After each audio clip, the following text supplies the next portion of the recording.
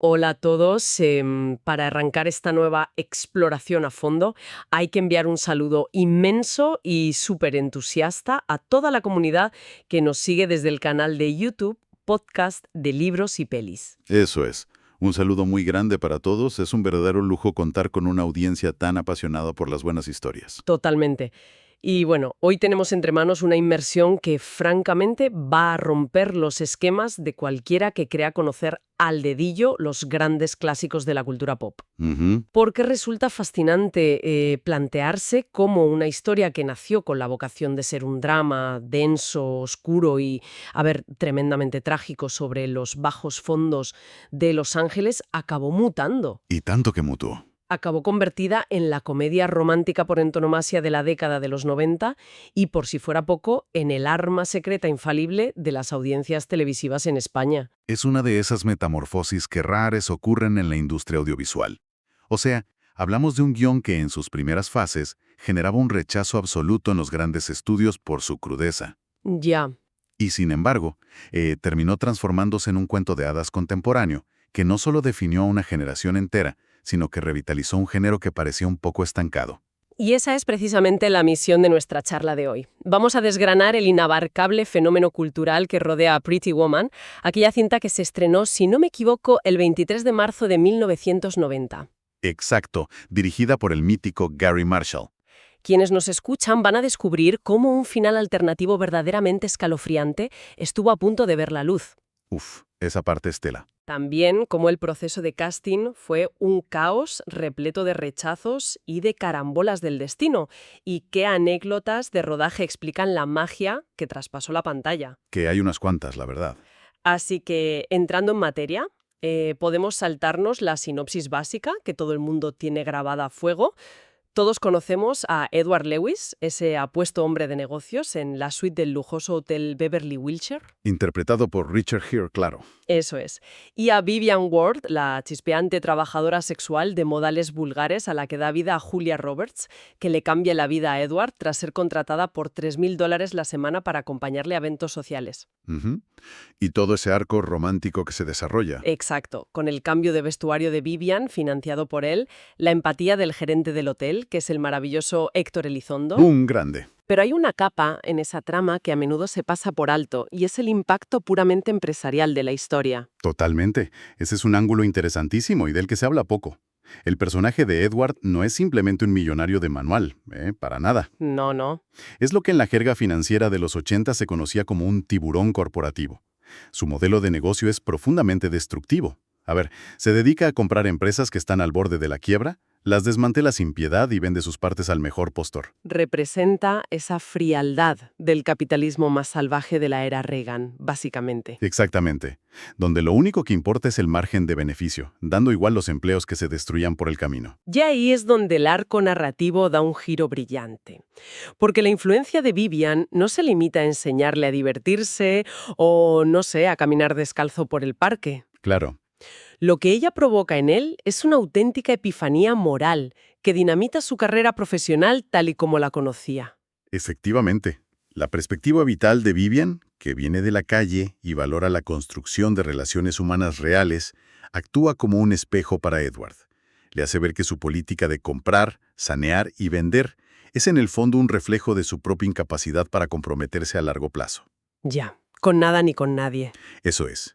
Al final de la película, cuando decide aliarse con el dueño del astillero en lugar de hundirlo, optando por construir y mantener, estamos viendo una redención corporativa en toda regla. Es una forma muy inteligente de entrelazar el crecimiento emocional con el profesional, y el público conectó con esa redención de una manera visceral. O sea, las cifras de taquilla son para frotarse los ojos. Son una locura.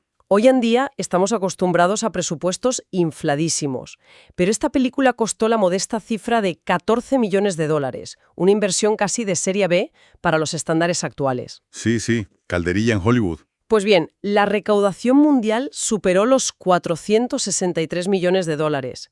Entró como un huracán al número 1 de la taquilla y demostró a los grandes estudios que una comedia romántica podía generar los mismos dividendos que una de acción. Fue un cambio de paradigma total. Ese retorno de inversión demostró que el público tenía un hambre voraz por narrativas de evasión, por historias de superación con un barniz de glamour. Y cimentó el poder de la estrella de cine. Claro. En este caso, Julia Roberts, como un activo financiero de primer orden capaz de sostener la taquilla global ella sola.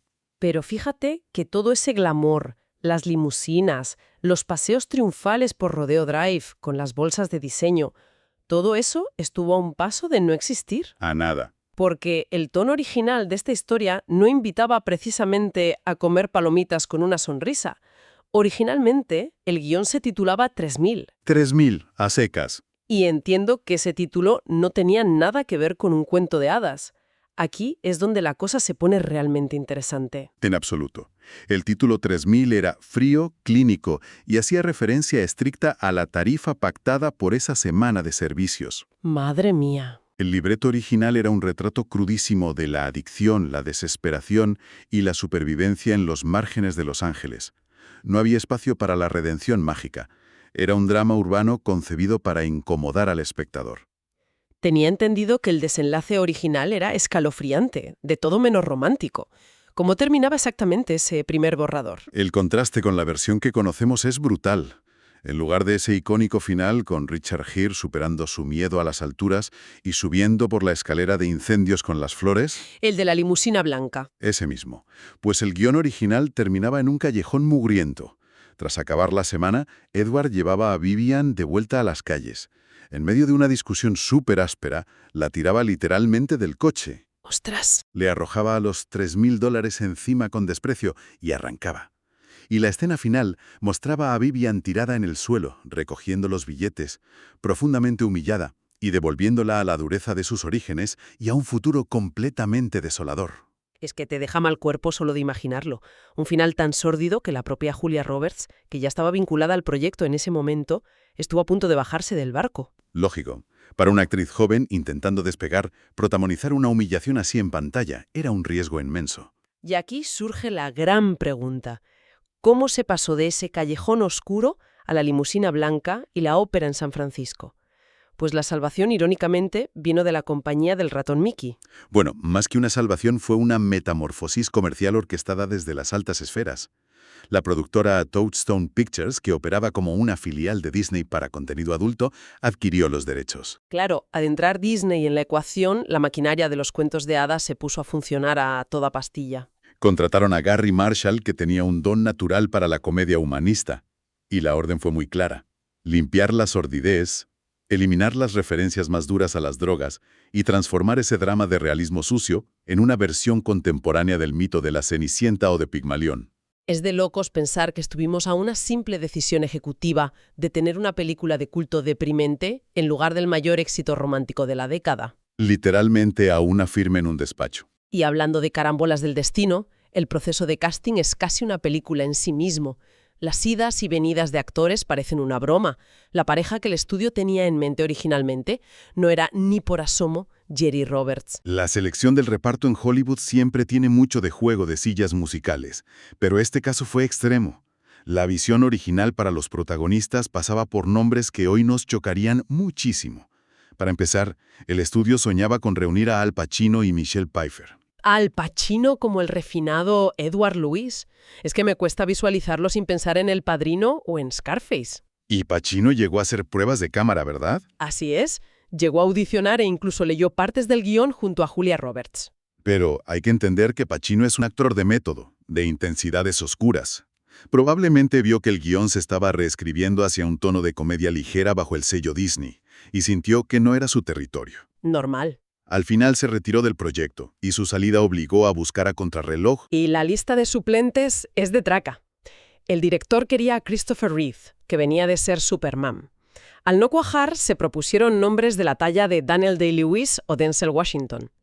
E incluso, y esto sí que es el colmo del casting alternativo, el estudio barajó el nombre de Sylvester Stallone. Resulta curiosísimo imaginar a Sylvester Stallone intentando encajar en el ambiente refinado de Beverly Hills. Habría convertido la película en algo completamente distinto, quizá más cercano a la parodia involuntaria. Desde luego. Afortunadamente, a pesar de que Garry Marshall no estaba muy convencido al principio, Richard Gere aceptó el papel, aportando esa elegancia contenida que requería el personaje. Menos mal. Pero si encontrar a Edward fue una odisea, dar con Vivian Ward fue como buscar una aguja en un pajar. Julia Roberts fue nada menos que la tercera opción para el papel protagonista, y eso que inicialmente la habían llamado para hacer de amiga secundaria. La búsqueda de Vivian revela mucho sobre la mentalidad de Hollywood a finales de los 80.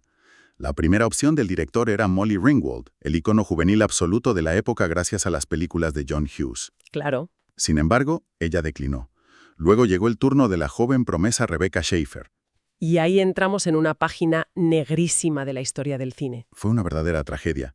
Rebecca Schaeffer estaba a punto de hacer la prueba final para el papel cuando fue asesinada en la puerta de su casa por un fanático obsesionado. ¡Qué horror! Fue un suceso que paralizó a la industria y que de hecho provocó un cambio histórico en las leyes de privacidad y acoso en California. Tras ese golpe terrible, la búsqueda tuvo que continuar en un ambiente de comprensible luto y tensión.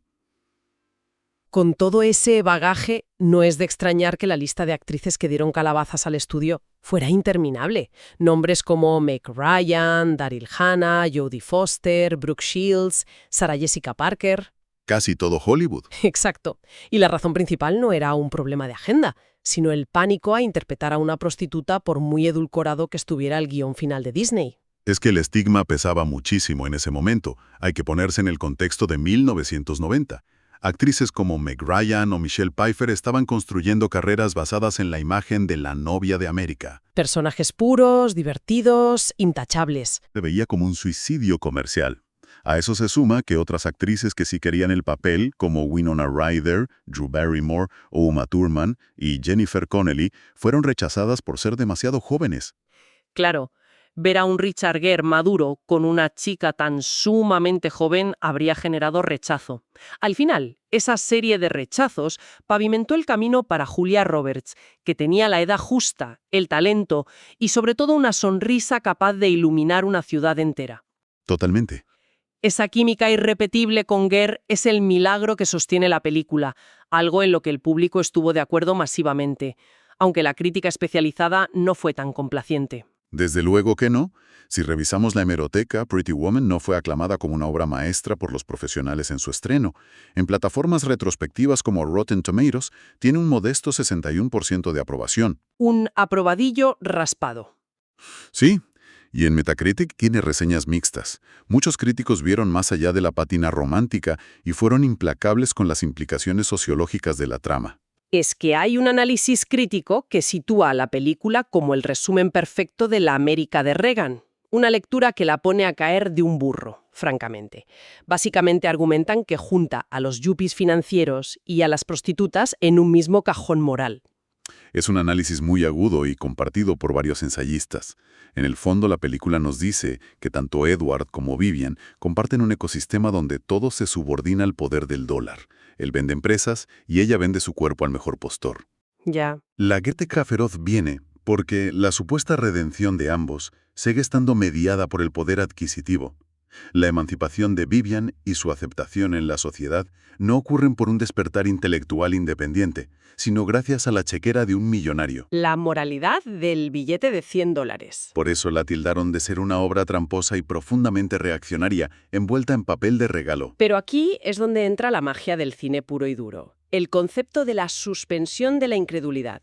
La audiencia, e incluso los críticos más cínicos, terminaron embobados y perdonando esos agujeros éticos porque el carisma arrollador de los protagonistas te arrastra, te lo crees a pies juntillas. Sin duda, convirtiéndola en un clásico comercial indiscutible. Y hay un elemento que actuó como pegamento emocional para tapar cualquier fisura, una banda sonora de una generación entera. Es legendaria. La música en Pretty Woman no es un mero acompañamiento de fondo, es un motor narrativo. Producida por EMI con titanes como James Newton Howard y Don Simpson, lograron crear uno de los álbumes más exitosos de la historia del cine. Es que pones el disco y es un bombazo tras otro. Tienes el Oh Pretty Woman de Roy Orbison, que marca el tono alegre y da título a la cinta. Pero luego tienes el It Must Have Been Love de Roxette. Uf, menuda balada. Esa balada acompaña la escena de la ruptura temporal y le da una melancolía que eleva la película entera. Y sumas a David Bowie con Fame 90, a Go West con su King of Wishful Thinking y aportes de Red Hot Chili Peppers y Natalie Cole. Cada tema está meticulosamente colocado. La banda sonora operaba como una maquinaria promocional autónoma que alimentaba las ganas de ir a ver la película una y otra vez. Una banda sonora magistral que arropaba además un rodaje lleno de magia en el set, porque detrás de las cámaras se respiraba un ambiente que terminó colándose en la pantalla. Pequeñas genialidades. Exacto. Anécdotas de rodaje que cambian la forma de verla. Por ejemplo, la escena en la que Edward baja al lobby del hotel y se pone a tocar el piano. Esa pieza, titulada His Lips, no es un truco de edición. No usaron a un pianista profesional como doble de manos. Fue el propio Richard Gere quien la compuso y la interpretó realmente en directo durante la toma. Esos detalles de vulnerabilidad genuina son imposibles de fingir. Y luego está la carcajada, esa escena maravillosa donde Vivian está embobada viendo I Love Lucy y suelta una risa contagiosa. Resulta que a Julia Roberts le estaba costando horrores soltar una carcajada espontánea. Y Garry Marshall supo ver que necesitaba provocar una reacción física real. El director se escondió fuera de plano y empezó a hacerle cosquillas en los pies. La carcajada que quedó en el montaje final es completamente real. Son esos trucos los que le dan alma. Además, la película está salpicada de paralelismos culturales. Cuando van en jet a la ópera ven la Traviata, que espeja la propia traba de la cortesana que se enamora del joven de buena familia. Y la película con la que se queda dormida es Charada, con Audrey Hepburn y Cary Grant. Pretty Woman pedía sentarse en la misma mesa que los grandes romances de Hollywood. Y el tiempo le dio la razón, sobre todo con el insólito fenómeno televisivo en España. Los datos en España son increíbles. Hay que remontarse al estreno en televisión en abierto, en la 1 de TVE, el 2 de enero de 1994. Un 2 de enero. Y las cifras son un monstruo. Alcanzó un 55,6% de cuota de pantalla. Más de 9,2 millones de espectadores. Medio país viéndola al mismo tiempo. Una barbaridad. Pero lo inaudito es su incombustible resistencia. Entre 1994 y 2025 se ha emitido 33 veces en abierto. Ha pasado por TVE, Telecinco, 4, Antena 3. Y a pesar de existir en formatos domésticos como el DVD de 2002 o el Blu-ray de 2009 lleno de tomas falsas, el público español sigue viéndola masivamente cada vez que la echan. Radica en ser una película de confort. El público sabe qué va a experimentar. Ofrece la calidez de lo predecible. En resumen, una película destinada a ser una crítica oscura a la mercantilización de los seres humanos, tropezó con la magia de Disney, un casting accidental perfecto y una banda sonora inolvidable para convertirse en el cuento de hadas definitivo del capitalismo de los 90. Lo cual nos deja un pensamiento final provocador para la audiencia. Si se hubiera mantenido el título, 3000, y ese final trágico en el callejón, ¿estaríamos hoy olvidando un drama oscuro más de los 90? ¿O la película sería estudiada en las academias de cine como una obra maestra del realismo social? Una pregunta fascinante para darle vueltas. Bueno, llegamos al final. Agradecer nuevamente a la comunidad del canal de YouTube Podcast de Libros y Pelis por acompañarnos en esta inmersión profunda. Confiamos en que la próxima vez que suene Oh Pretty Woman, la vean con nuevos matices. ¡Hasta la próxima!